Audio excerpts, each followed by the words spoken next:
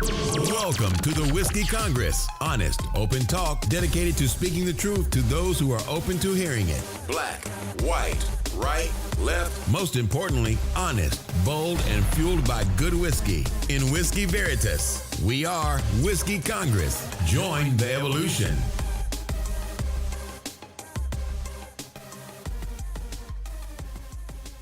Welcome once again to Whiskey Congress. Steven, how you doing, man? Good. A lot of traveling this week, so, just trying to remember exactly where I'm at and where I'm going to be in the next couple of days, but good. No complaints. Well, glad you're back home.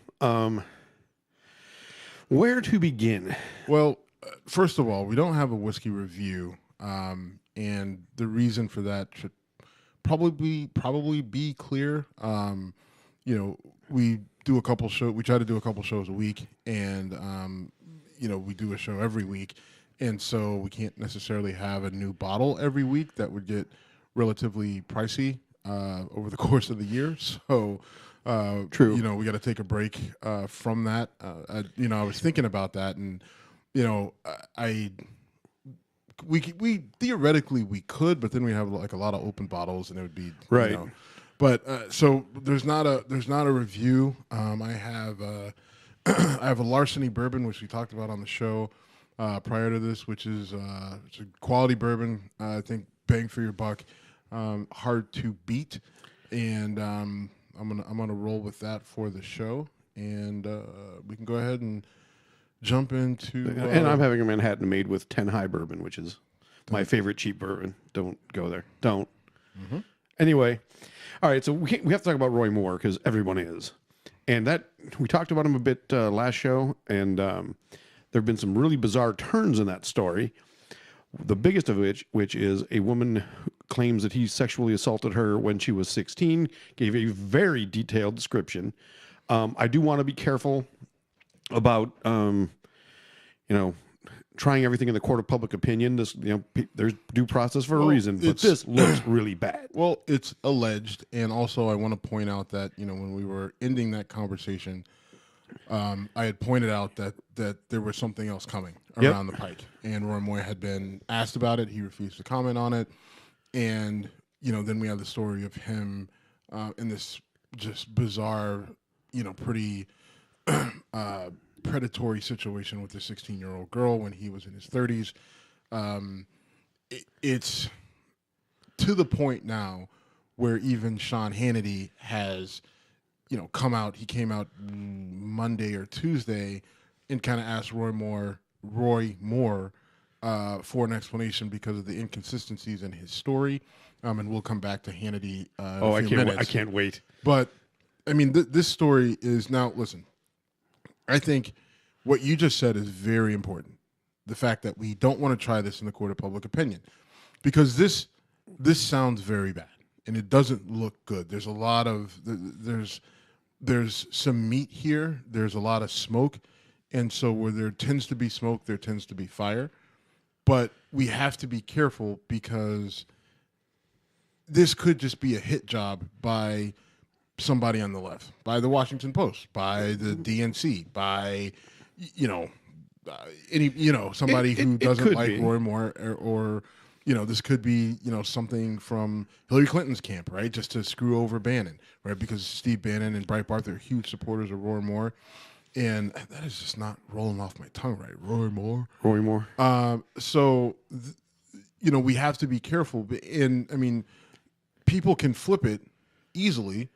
Conservatives can flip this easily and go to somebody like Joe Biden, right, and start throwing claims out against him. Not that it's true. Now, here's the thing with Joe Biden.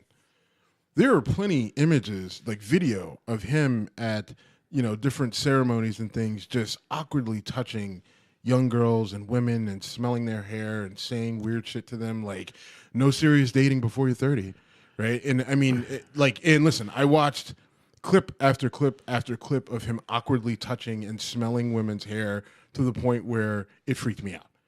Right. Okay. So, I mean, listen, all I'm saying is you got to be careful with this because what's good for the goose is good for the gander. Absolutely. And so, I think it's worth looking into, but the problem is what are you? We're past again. We're past the statute of limitations. Right. You know, the statute of limitations is expired. There's no criminal investigation here. There's no civil lawsuit. Lawsuit. There's no civil case that's going to come of this. So how much are we going to dig into it? We're not going to, unless someone comes with, some sort of physical evidence that this happened.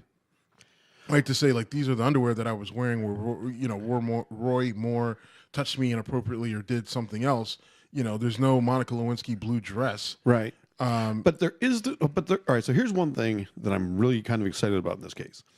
The woman making these accusations claims that he signed her yearbook and mentioned that she was like the best waitress at the place that he's claimed he never did that he's never met this girl or woman now, and that he never signed the yearbook. So if they can produce that, we can just say, okay, you are a flat out fucking liar. And there's all kinds of testing that can be done. To me, if a 32-year-old signs a yearbook, they should be not allowed to hold public office just based on that alone. Like, you're signing yearbooks and you're 32 years old. Right. I'm just being a dick there, but yeah, really, but, who signs a fucking yearbook? Well, again, you're right. Now, I guess you could make an argument that, he was a prosecutor, state's attorney, or whatever, and so maybe. Okay, but still. But if a signature is in her yearbook and it turns out to be valid, then Roy Moore is a stone cold liar, and I hope he's exposed for that. Right. And now, if as Roy Moore's lawyer claims that the whole thing is a forgery and a fake, that will get shown. And that will make the accuser have no validity in my mind. I mean, you can't show me a bloody glove and then say it's actually a sock with ketchup on it and it never happened. I mean, you can't. Right. I agree with you on that front. And again, that's why I'm saying we have to be careful with just assuming, because there's plenty of political and financial reasons for this to be going on. Not necessarily for the accusers, but I mean, there's a lot of different angles for this. I mean, yes, could the accusers be getting paid off by somebody? Absolutely. But there are other people. They could also be getting paid and telling the truth. We should not exclude that. Yes, there's plenty of reasons of someone could be paying the accusers for one way or another. Right. At the same time, there are other people who have financial gain in Roy Moore being in that seat and Roy Moore not being in that seat, right? And so it's so convoluted, right? That people are going to say, well, we have to wait till the dust settles, and we have to wait till we figure it out, and blah blah blah. But the problem is there is no course of action that's going to bring us to the truth. I think the closest thing we get to is seeing this yearbook and seeing. I think that she has they've shown pictures of it. They've shown pictures of it. So that and the other question is, who has the authority to grab that and test it and figure out its validity? Gloria Allred went on CNN and said that they want a Senate hearing for this and that they will show their evidence when the time is appropriate. If I'm the accuser, I am getting that thing sealed in a vault, because I would be very afraid of someone trying, if it exists, to me, again, that's a smoking gun that Roy Moore probably did this and is definitely a liar. Yes. And and on those grounds, I think you can sit him down from the Senate race. And, so now the Republicans have a major problem, because that pretty much hands that Alabama seat to the Democrat. Well, and I mean, they could do a write-in campaign. Who are they going to? Well, right now, I don't even Jeff Sessions or Luther Strange. Yeah, but I think at this point in time, it's so short. The timeline is so tough. short. Oh yeah, that it would be hard pressed for them. Like, you can do that, but I think the chances of victory are greatly diminished. And I mean, I'm making some assumptions here, but I think it's safe to say that one of the reasons why Jeff Sessions was attractive as Attorney General to Trump is because they thought they could. They assumed that they could replace that seat with another Republican. Because if the Senate goes 51-49, that changes a whole bunch of things. You just need one. Right. Actually, you need two, because the vice president's the tiebreaker in the Senate. But I mean, right now, you need 3 senators to not go along with a given piece of legislation. That goes to 2 with this seat going the other way. So the stakes are huge. Yes. And that brings us to what you were talking about before. This is one of my favorite stories of recent memory. So Roy Moore goes on Sean Hannity's show and gives News. It's on Fox News, yes, and gives a very wishy-washy, yes, a defense of, well, that doesn't sound like something I would do, and that's not in my character. When asked, I don't remember that right. Did you force yourself on a 14-year-old? Well, I don't think I would normally do that. Well, you ask me that, I can just go, no. Right. And that should be the answer. So as a result, a few sponsors pulled their ads from Sean Hannity's show, among them Keurig coffee makers. Now, I hate Keurig coffee makers because of their environmental impact, but that's me being an environmental guy. But several people were so upset at Keurig for doing this that they took their Keurig machines, destroyed them in various ways, took videos of it, and then tweeted them to an applauding Sean Hannity. And I think Keurig, by the way. And Keurig, okay. Yes. That is the funniest thing ever to me. That someone would take $100 and whatever machine and beat the shit out of it on tape with a baseball bat because you're proving a point. Let me explain this to you people. You went out and you bought a Keurig. You used it. Okay? Then something happened that you didn't like. You threw a temper tantrum and you broke it. And somehow you think that the company that made money off of said Keurig that you paid for cares what the fuck you do with it after. They're probably thrilled you broke it because you're might going to go out and buy a new one. Well, I mean, in reality, you're doing them a favor because, like, with Keurigs, like, they break all the time. So when you break them, like, usually you can take them back and get them replaced, like, barely even having to prove that, something was wrong. Like, you have to bring it back in one piece. When you light it on fire or beat it with a baseball bat, that's exactly. Probably like tough. When you go Office Space on it, then you typically don't get it back. So, I mean, I think to a degree, I mean, you did Keurig a favor because it's just like, well, at least we don't have to push a bunch of free ones. So it was really stupid. I think that people like the idea of it being symbolic and everything else, but all you did was force yourself to go out and have to buy a new coffee maker. And I think if you're going to do those sorts of things, maybe getting the caffeine level in your life down is a good thing. So you might have done a good thing clinically. It was a move to show solidarity. It was a controlled stage temper tantrum is how I would call it. That's exactly what it was. Now, listen, liberals and the people on the left cannot really wave to. I mean, some of the shit, the protests and the things that I see, watching the shit online, and whether it's a smaller group or whatever, it's not that much better. I mean, and then you could also go to, when things go really bad with a protest, protest goes to a riot and. I mean, stores get burned and cars get burned. It's just like, okay, well, that sucks. I mean, I'm pretty sure that person's car you burned did not cause your oppression. So, I mean, I get it, but I mean, again, pot, meat, kettle. Well, and we've talked many times on the show about what's a good protest and what's an ineffective protest. This is so funny. This falls in the super far ineffective protest. All it did is make you look like idiots and make Sean Hannity look like the puppet master for a bunch of idiots. By the way, your balls are also no longer sponsoring the Hannity show. So go out and whack yourself on the balls and put that on TV, please. Oh, I was like, wait, my balls. Your balls are not relevant to this particular story. So, so a little bit more about the story.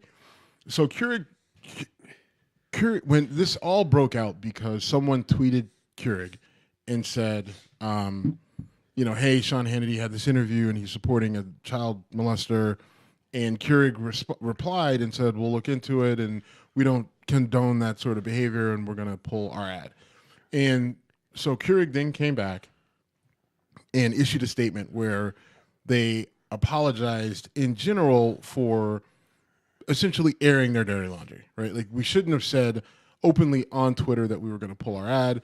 We should have used the proper channels to go between our media relations person and then the Fox News channel and Sean Hannity's show, and done it the appropriate way and just pull our ad and then if a statement goes out, then fine, a statement goes out, but we shouldn't have done it over Twitter. Sean Hannity is kind of touting that as an apology to him. So he then told his Keurig, hating, followers to back off of their protest. And then Sean Hannity went out and bought 500 Keurigs to give to people who destroyed their Keurigs. I think he bought 500 coffee makers. I don't know that they were from Keurig. I thought you said I thought you plotted said I'm buying 500. I'm pretty sure that they were actually Keurigs. That's awesome if they were. That's not what I understood. I thought he was like going to their competition or whatever. Don't correct me while I'm having a fucking good story. So he goes out and he buys these 500 Keurigs, which I'm just going to stand by, and you're going to fucking take it. And but then Keurig is still not advertising with his show. Right? Like that's right. But he's taking it as an apology. Now, then he's come back again and said, Roy Moore, I'm gonna need you to answer some of these questions and bring me some coffee because you did this shit to me. Right, like you screwed me here. One of my loyal fans stole my Keurig machine and broke it, and now I need a new Keurig. And oh, by the way, like now that I look back at the interview, and I think what happened, Hannity is such a cheese dick. It's unbelievable, right? Like I I hate that. I mean, there's just nothing else to. He's such a He's one of those people who realize get in Trump's corner, right, and run with it, because there was a groundswell of support that I think if people would have taken their kind of elitist blinders off, then you would have saw what was happening. It was right in front of everybody's face. We talked about this during the campaign, during the election. I think that people were just so blinded by what they thought they knew as opposed to what was literally punching them in the face. And so Hannity, while he, I think, is a performing buffoon, I've called him a mimbo in the past, and I stand by that. But he is an intelligent guy, and I disagree. Okay, well, I think he's an intelligent enough guy. Listen, he's making more money than he ever has off of jumping on the Trump bandwagon. True. And he did it early, and he stuck by it, and he realizes that essentially now he can literally, the only thing Sean Hannity can do wrong at this point is to turn on Trump. That's the only thing that he can do wrong to stop his money train from going, just continuing down this, never-ending ride, right? I mean, until Trump is out of office. So I think that, with Hannity and all this, it's just more evidence of the level of support for just Trump, this administration, and this movement by this neoconservative crowd that, we're not going to be bullied by leftist media, by leftist corporations. We're gonna fight the power. Elitist New York Times people, yeah, all that stuff, and that's, I mean, it's a good example, and I mean, it's powerful. And now, it didn't. This has happened before in the last year, where certain media organizations or certain corporations initially pulled out, and then they got back in, and with O'Reilly and Fox and pretty much everything with Fox, but. Those advertisers got back in when they saw things like Hannity's show taking off and Tucker Carlson and everybody else. So, they kind of stand by their principles, but their main principle is making money. Their only principle is making money. I mean, so that's really where they're standing by their principles. Have you ever not bought a product because it was advertised on someone you didn't like's program? Because I haven't. I have avoided certain products because certain people have promoted them. I definitely have. I mean, I can give you a prime example. Okay, good. Not a Michael Jordan fan. I'm not. And okay. I never. Is that because your days in Chicago? No, because I hated, Cavaliers fan. Okay. I hated Michael Jordan as a young Cavaliers fan. Watching him make that shot over Craig Elo. A lot of it early was I couldn't afford him. My family couldn't afford him, and I couldn't afford him. And when I made enough money in my teenage years, working pizza shop, landscaping, and all that other shit, I wasn't going to spend my money on Jordans. Fuck that guy. I hated him, so I bought Barclays instead. And then once I got older, I just refused. Like I won't buy Nike because of their labor practices. Oh, well, that again, you're I'm me. fucking cheesesteak. But Fuck just. you. I'm standing on my principles. Do not call me by the same name you just called Sean Hannity. Call me a different insult if you're going to call me. Because of my beef with Michael Jordan, and my beef with Michael Jordan is strictly basketball related. Okay. Hated him as a player, and I just am not buying his shoes. Screw him. He screwed my team. Okay, but all right. So that's not buying a celebrity endorsed product. Same difference. It is. Well, it's the same thing. It's literally the same thing. The difference is if Sean Hannity says, "I'm Sean Hannity for Keurig," that's one thing. The Keurig puts an ad on Sean Hannity's show and pays him money. I don't. Well, that I can't. Yeah, you're right. So I guess the problem is so many of these brands advertise on so many different platforms that it's hard to avoid. So I mean, if you go by that logic, then you would isolate yourself, right? Which is, I guess, theoretically there's nothing wrong with that, because I'm sure you could find something that you hate about all these corporations and something in the way that they do. I'm guessing Keurig advertised on MSNBC as well. Exactly. You know, and that is just as much of a reason. I mean, there's plenty of bullshit on MSNBC as well.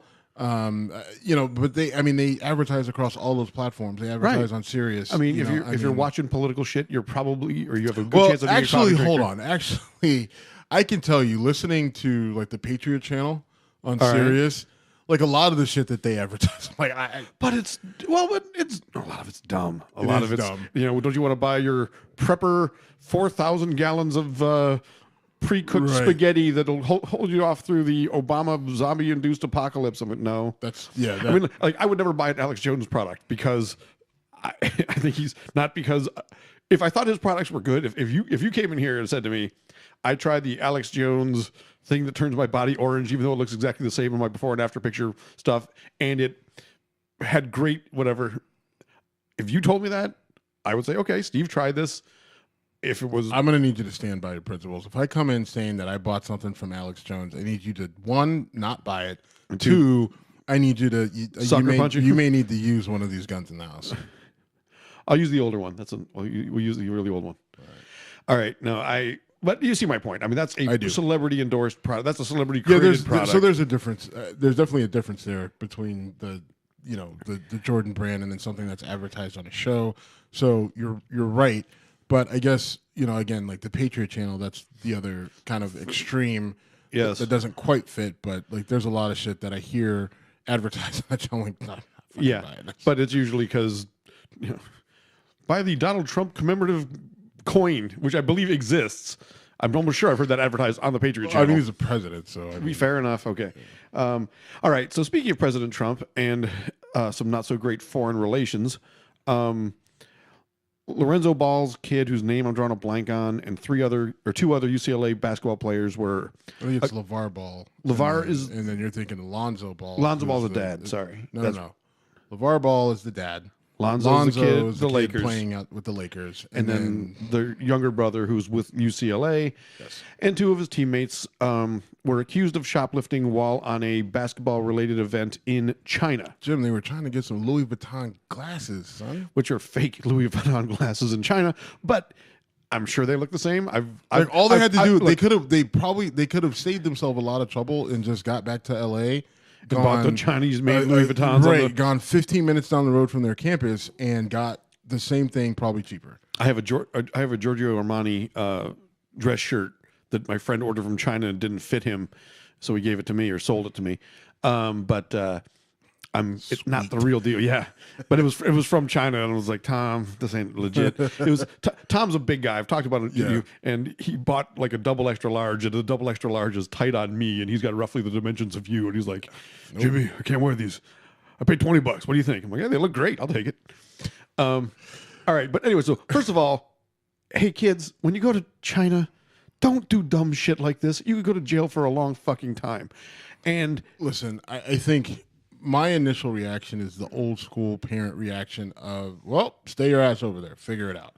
Now, because it's China, and we've all seen enough spy movies about what happens to spies in China, i.e. Spy Game, Spy Games with Robert Redford and Brad Pitt, I could argue that it's not a good idea to go to China and shoplift. Okay. Yeah. It's just not a good. Way to go on a limb there. I can make that argument. Don't like. And part of this is they're young and they're dumb, right? And some want to say it's this generation, millennial, XYZ, whatever. My generation, I was dumb when I was 20. Every just young, teenage, college age kids do dumb shit, and when you are a basketball player on a Power 5 conference team, a major college basketball team, you get everything handed to you. You're pampered your entire life. Your older brother plays for the Lakers. Your dad's on TV all the time, talking you up, talking your brother up. You always have scouts and coaches up your ass, up in the ante in terms of what they can do for you. And you go to China and you've got tour guides and people, waiting on you essentially hand and foot. Right. Then you have this sense of I can do whatever I want.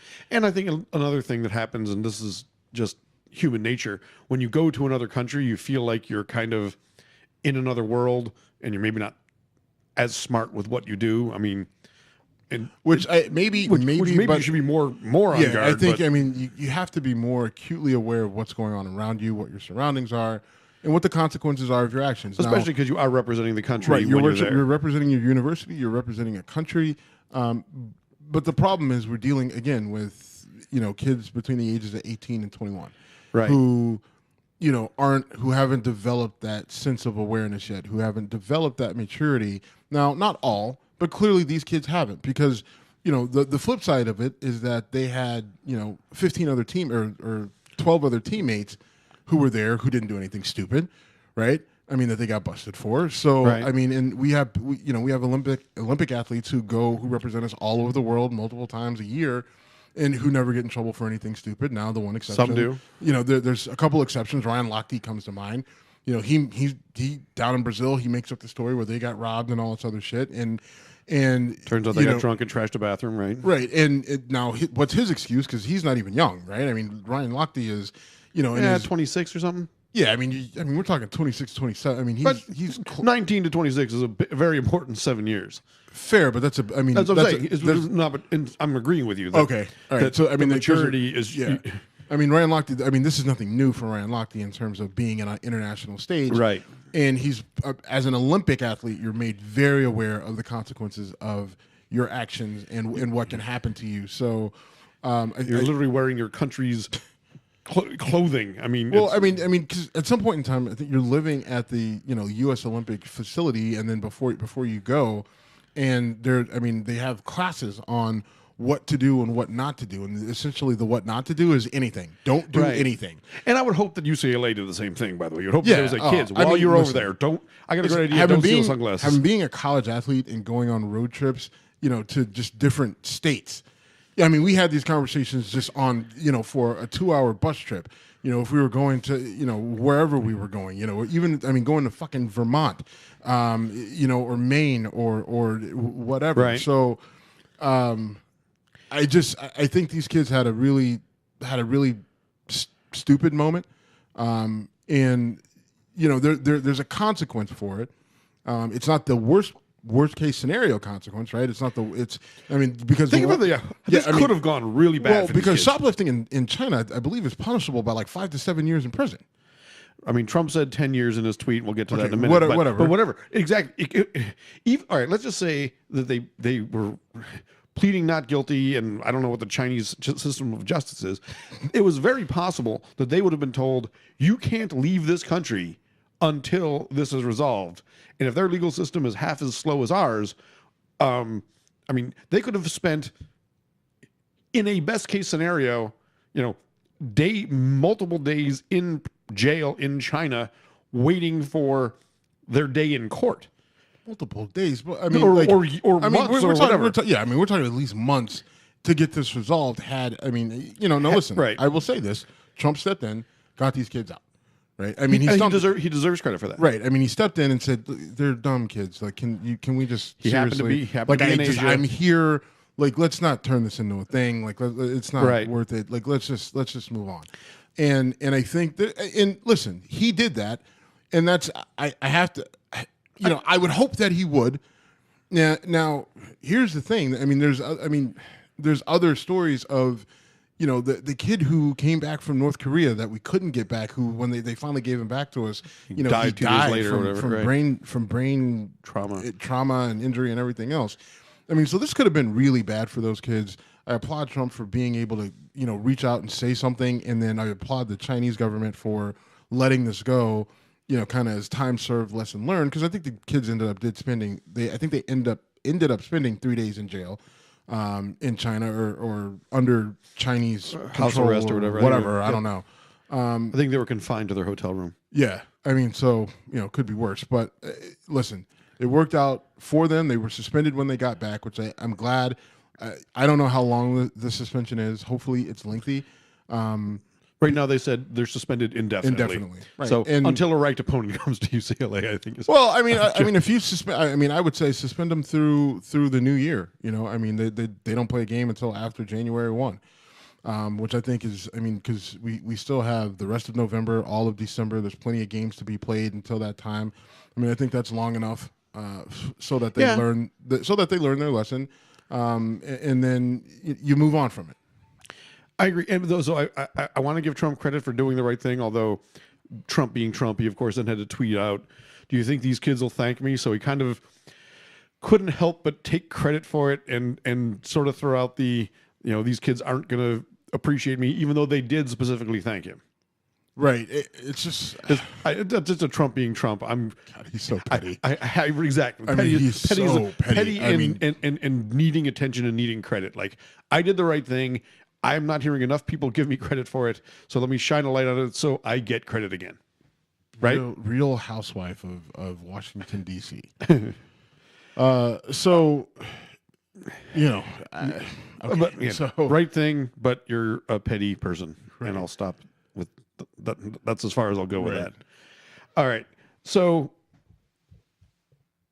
okay. So, just again, our last little, public service announcement. Kids, when you go to foreign countries, right, and this goes from kids from the ages of like 10 to apparently 30, thanks to Ryan Lochte, let's not do anything stupid that's going to get us arrested, right? Like in a lot of these countries, there are laws you don't even know about that can get you arrested, more or less the shit that you shouldn't do, like steal from a store, right? Or tear up a bathroom while you're fucking hammered, or, piss on a guard, or any, just keep your heads, kids. All right. I want to talk next about, there's a rapper, his name's Meek Mill. And Meek Mill was on probation. Now, he was this is about year 10 of him being on probation. Now, it's not 10 consecutive years of probation, but he committed a pretty serious crime back in, I don't know, I want to say 2005 or 6. Okay. There was a gun charge, and he was, there were some police involved, so fortunately the kid didn't get shot, but he ended up he got like 5 years of probation. Okay. Meek Mill, he's a rapper out of Philadelphia, so this happened in Philadelphia, but so he got a 5-year probation sentence, and then like he did a couple years in jail, 5 years probation. Then he violated that probation. I think that violation of the probation, there was like a drug charge. And I believe he had like gone out of state and some other things. And so then he got like another 5 years of probation on top of that. So he's looking at 10 years of probation.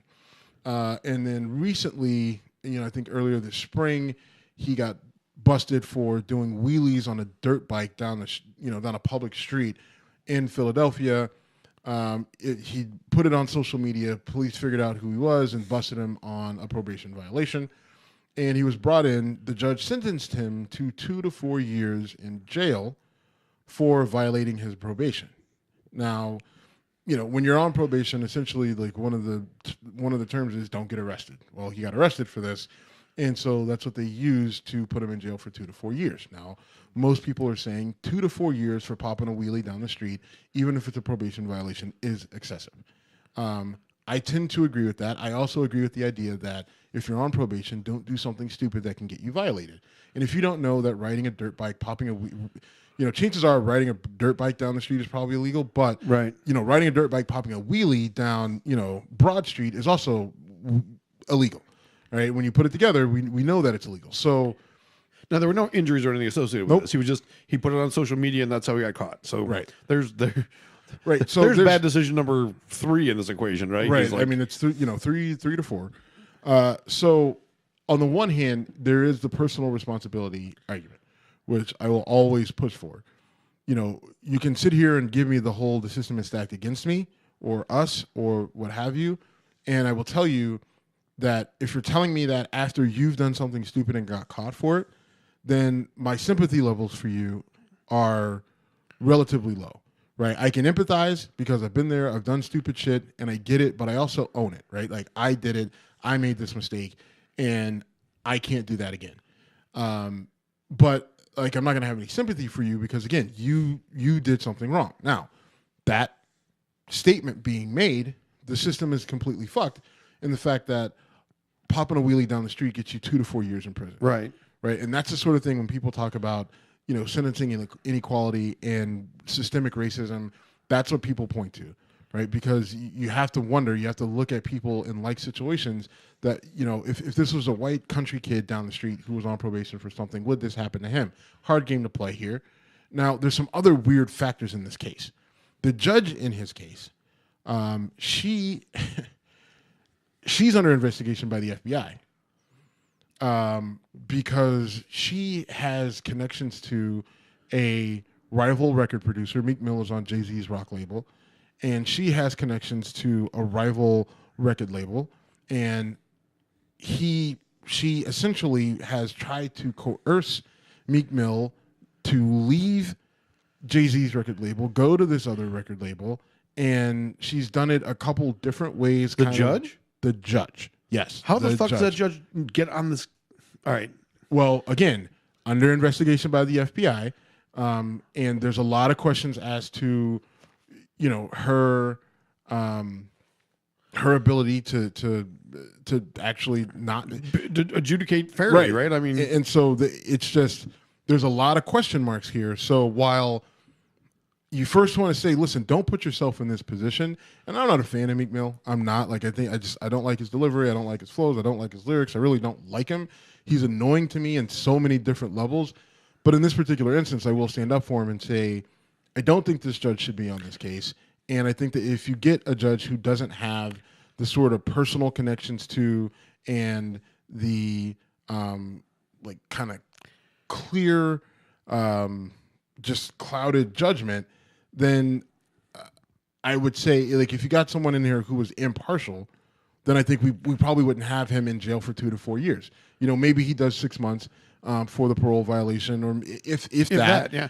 See, I like Meek Mill's early stuff, but then I think you got Jim, just stop. Just stop. Just fucking stop. When that popped in my head, I'm like, I'm gonna have fun with this.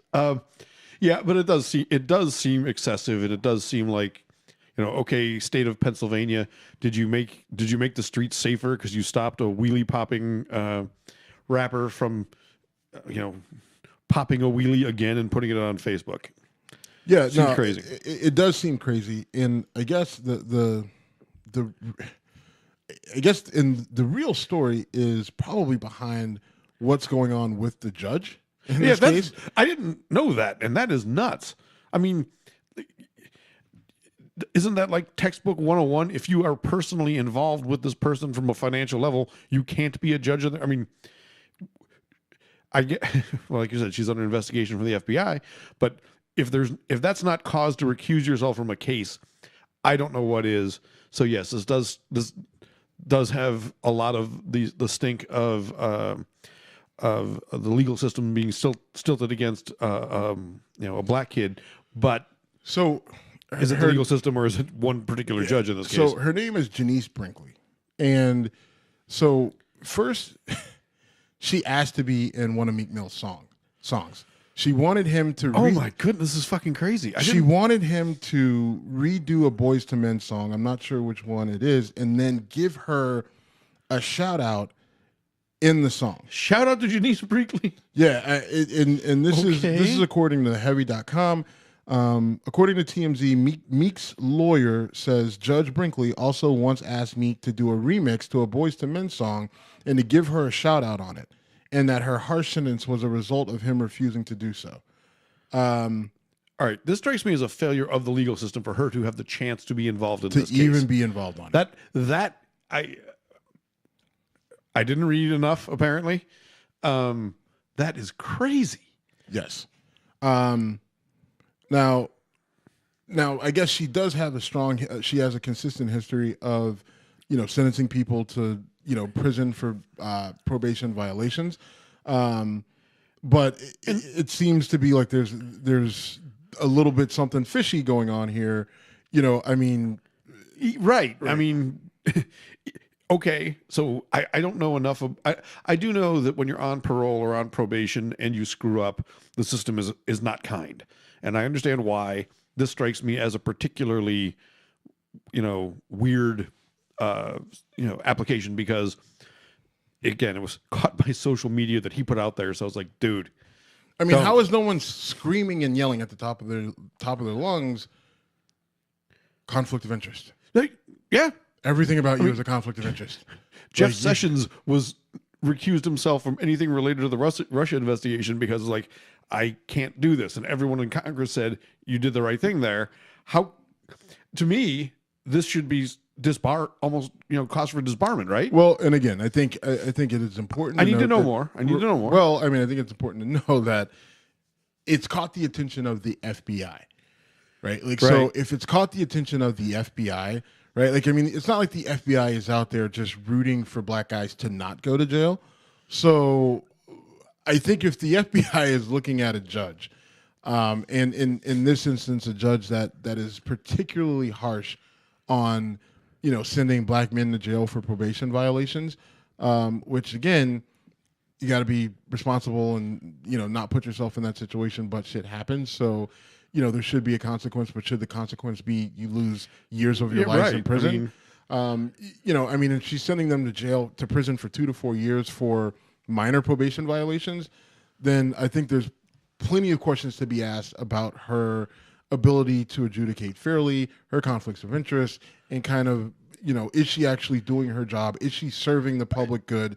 I mean, I think the answer to that is no. She's not doing any of it right. I'm very in tune to legal proceedings because of my recent time on jury duty. And so I'm just now imagining the judge in the case I was on, knowing the defendant and having a beef with him and how, holy shit, that's crazy. And I know it's different. It's a probation thing. So there's no jury. It's, you violated your probation. Here's the thing. And your access to due process is way different. Right. Pre-conviction versus when you're on probation. Because some of the arguments. But isn't his lawyer also? How does his lawyer let that happen? His lawyer is doing everything that his lawyer can. I think that, the lawyer isn't anticipating that you're going to be doing wheelies down the street, while you're on probation. But how does the lawyer let the judge get into? The judge had the case to begin with. So does her involvement in the case to begin with, in part, how she tries to insert herself into all his, put me in a song, whatever. So did she use her judicial position to get into the situation? My guess is probably yes, because otherwise it's a hell of a coincidence. Yes. Okay. So no. If you're saying, did she use her judicial influence to particularly be assigned to the case? No. Did she use her assignment to the case and her judicial influence or judicial powers to try to gain financially by getting into his songs and getting? Oh, okay. He must have. She must have, right? I don't know if she asked him. I don't know if she wanted money for this shout out or whatever, or if she just wanted some sort of street cred or what. I don't know. What a weird story. But it's just bizarre. And I was just like, I don't know how you not bring it up. Now, the judge, she is an African American. She's black. So that adds another layer of bizarreness to it. Because just you're seeing a black judge exploit a black man, and I think that has to be called out just as much as a white judge because it's hard to quantify it, but if you got a white judge who's just overtly racist, right, and then just says any black guy that comes through my court on a probation violation is going to jail for 4 years, period, right? We'd be screaming racism, we'd be screaming, he's not performing his duties and everything else. And I think in this situation, I think it's systemic racism, and that she has this power. She's using it. She's abusing it. And she's trying. And then the fact that this whole thing with her wanting to be in a song, her being, having ties to other record labels and trying to convince him to move record labels. I think it's just wow. It's a mess. Yeah. Let's stay on top of this because I'm sure there's more to come. Yeah. I mean, what I imagine is that she's either going to cave to the pressure to reduce his sentence. Can she though? Can she just change her mind and say, "Oh, I did this wrong"? I'm sure she can. I mean, there's an appeals process, and so through the appeals process, hopefully cooler heads prevail. I mean, I think there still needs to be some sort of punishment for him. Like, okay, go to 30 days in jail or something. Because part of it is, listen, we can talk about being being punished too harshly, but if we'll work on that. But in the meantime, do us a favor and not be an asshole. That's fair. Okay, do me a favor. Like, I'll fight for you. All right, I'll fight for you so this doesn't happen to you again. I'll fight for other people so this doesn't happen to them. But do me a favor and don't fuck me while I'm trying to help you. All right, that's part of my, because now mind you, people are all upset because he had 10 years of probation. Well, he did, 10 years worth of probation's worth of crimes to begin with. Like the initial crime, he didn't spend those years in prison. So. Right. I mean, the initial crime was a gun charge with, aggravated with all officers involved and everything else. Right. Like, so let's just, I'll fight for you. I will fight for you. We have to get the system reformed. We have to get these sentencing guidelines, thrown out and changed and everything else. Fully agree on board. Just, Jerry Maguire, help me help you. Yeah. I hear what you're saying. Because essentially what you like, and this is what it sounds like. The way it sounds to me is, well, I don't like this thing that I don't like the fact that I can't ride a dirt bike down the street popping wheelies.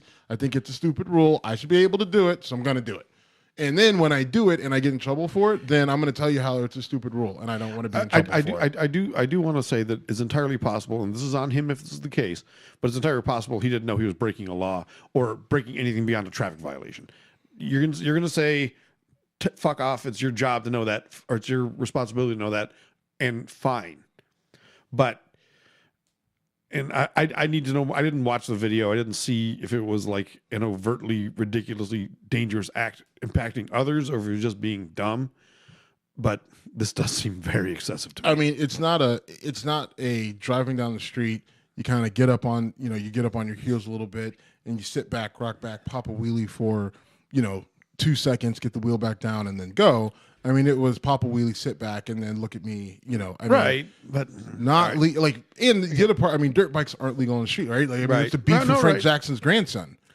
Right. I mean, like, we're building a dirt bike. You got to set that. That's the mayor of Cleveland. Well, I'm trying to. Okay. The city of Cleveland is building a fucking dirt bike track because Frank Jackson's grandson and his band of roving dirt bike riders are riding around the city doing this exact thing, popping wheelies, and they're on four-wheelers and everything else, and it's disrupting traffic. It's not legal. You can't drive those things on the street. So the city of Cleveland, to appease the mayor's fucking grandson, is building a goddamn dirt bike track because that's what the city needs, is a dirt bike track. That's why I voted for Reed. Anyway, all right, we're now getting a little local politics and stuff in there. Let's talk about a far more influential Cleveland representative. LeBron James was just in New York, rode the subway for the first time. I guess is what he's saying. He's never been on the New York subway. I guess there was some guy. I didn't see the video. I guess there was some guy who they were taking selfies or whatever, and the guy shoved through LeBron or something. Yeah, so this turned out to be a bunch of bullshit. So. You'll figure out why I'm so exasperated shortly. So okay, I'm wondering. There was a guy.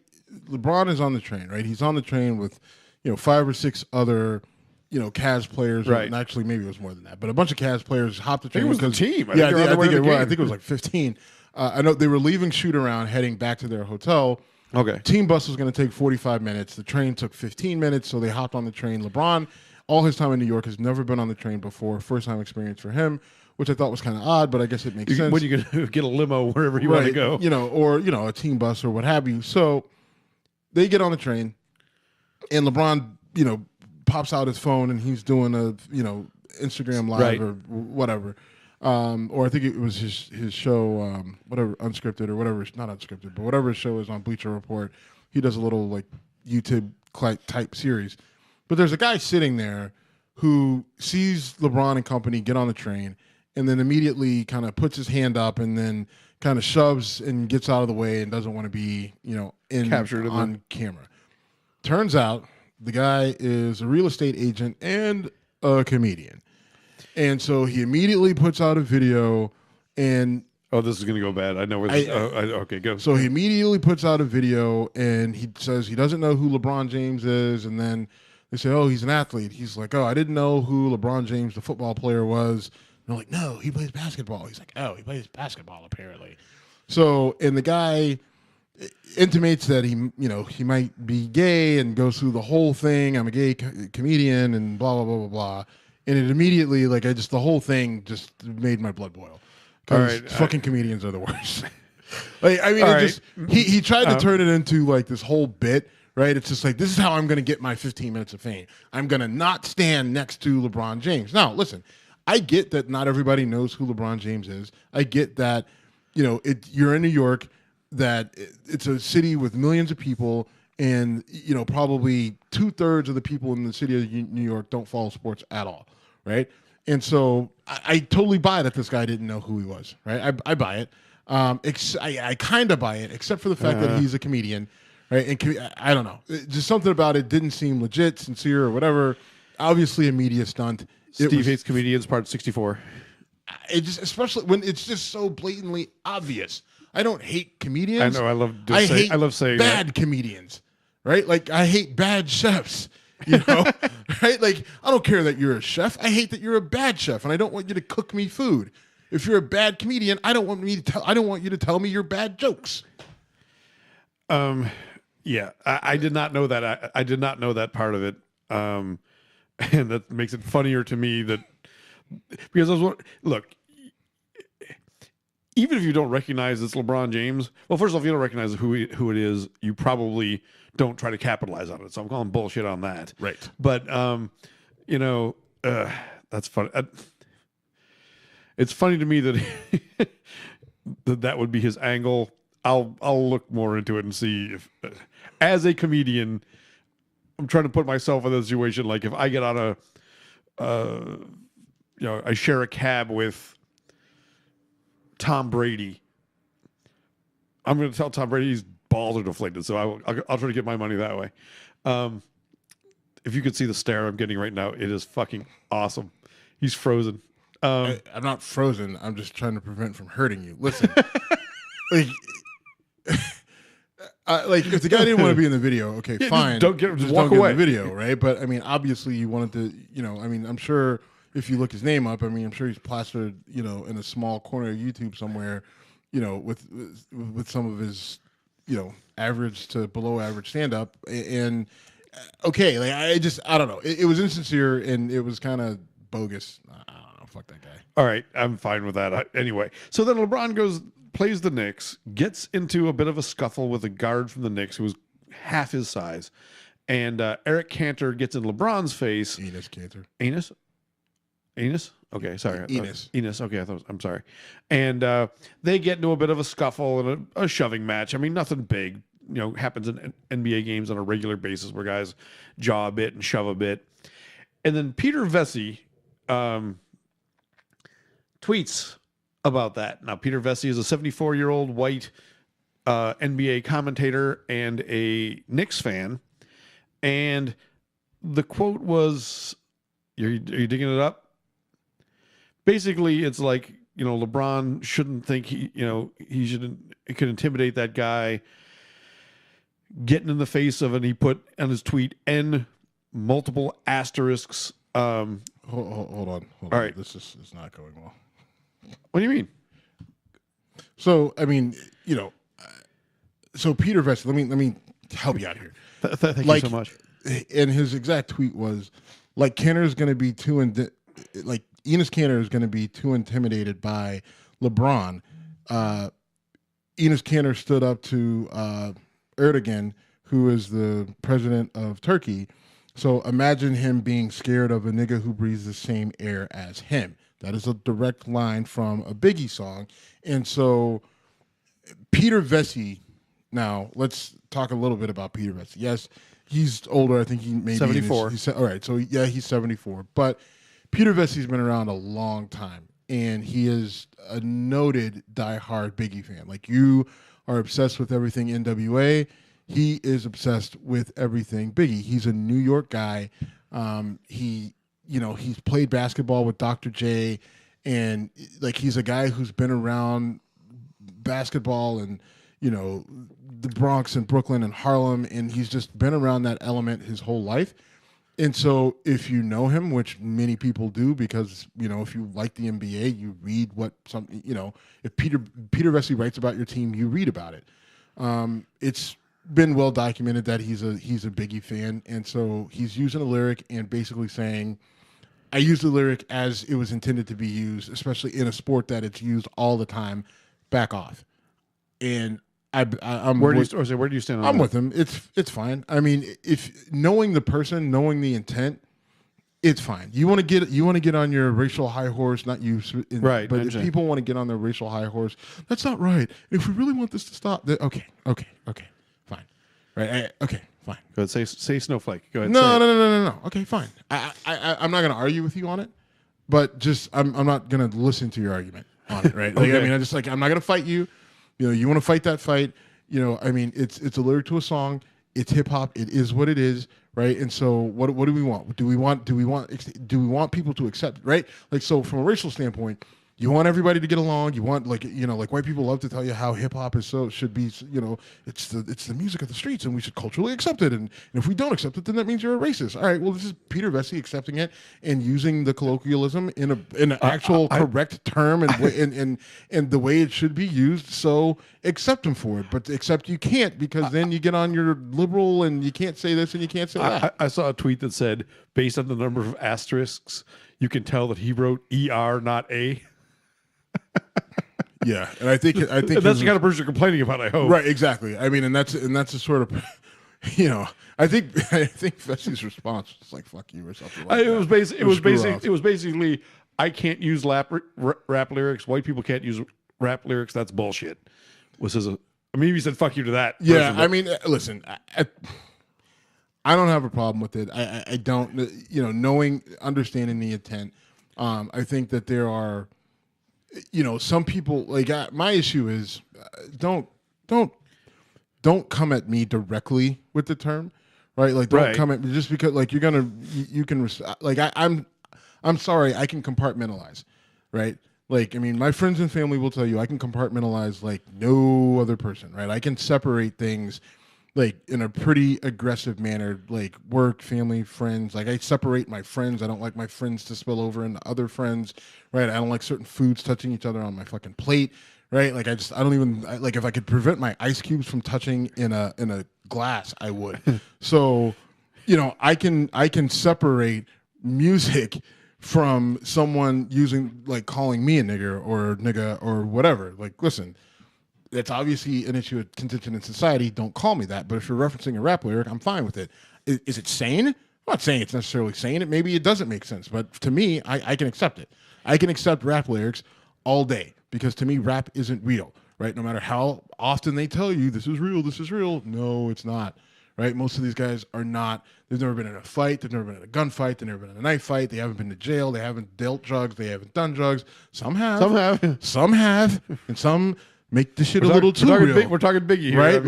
I mean, and you know, Meek Mill tried to be real, and then like he ended up going to jail for it, and is now going back to jail for it when he didn't need to. But point being, for me, rap isn't real life, and I don't care what they say in rap songs. Don't call me that. But if Peter Vesey wants to put it on Twitter, I don't have a problem with it. I mean, maybe that makes me the hypocrite or something. No, I don't think it does. I think to me, it's hilarious that a 74-year-old white guy is quoting Biggie. Yeah. And tweeting it. And I will say this, from a Peter Vesey perspective, not necessarily the smartest move in terms of, you know, you're going to get some blowback. But then again, maybe it is smart, because suddenly you're getting talked about, you know.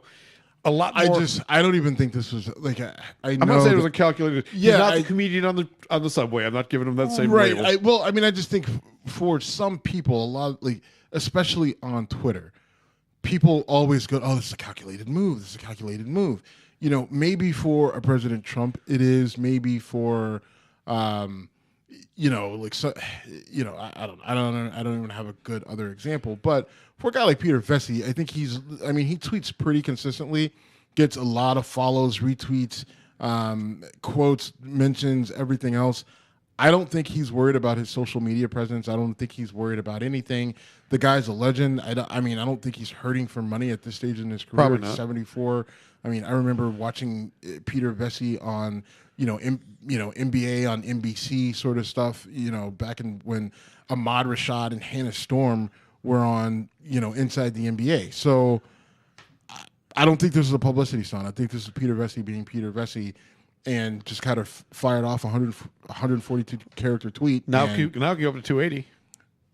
Oh yeah, that's right, because I was tweeting something and it went really long, and then I noticed the circle instead of the character count. You're right. Anyway, up to 280. All right. A lot of people are pissed about that. I'm like, I think it's awesome. Whoever's pissed about it can fucking blow me. All right. I like to put out long tweets. I do too, and I hate when I have to like push it into the next one. It's like, yeah. Well, I won't push it into the next one. I will just cut that bitch down until I get my 142 characters, and it's like, I don't know if this still makes sense anymore. Right, exactly. I'm taking up punctuation. I'm smushing words together, and it just. Where did 140? I don't know why. Social media problem. Exactly. First world issues. Totally that. Yeah, definitely the textbook definition of a first world problem. How many characters in my tweet can I get? Anyway, man, good talking to you. We need to tell everyone, please follow us on Instagram and Twitter. We're at Whiskey Congress on pretty much all social media, where you can email us at Jim or Steve. Well, Jim at whiskeycongress.com, Steve at whiskeycongress.com. Please give us a rating on iTunes. We appreciate that very much. We've got a little bit of a spike lately. We want to keep that going. And that's about all I got to say, man. What about you? You know what? Thanks for listening. Whiskey Congress Twitter, at Whiskey Congress Instagram, whiskeycongress.com is the website. Email us at Jim or at Steve. No. Steve at whiskeycongress.com. Jim at whiskeycongress.com. Sorry. All right. And then also please check out our website. We share our thoughts and opinions on there regularly. And thank you again for listening. We're working on bringing that up too. So. All right. Later, man. Peace be with you. Out.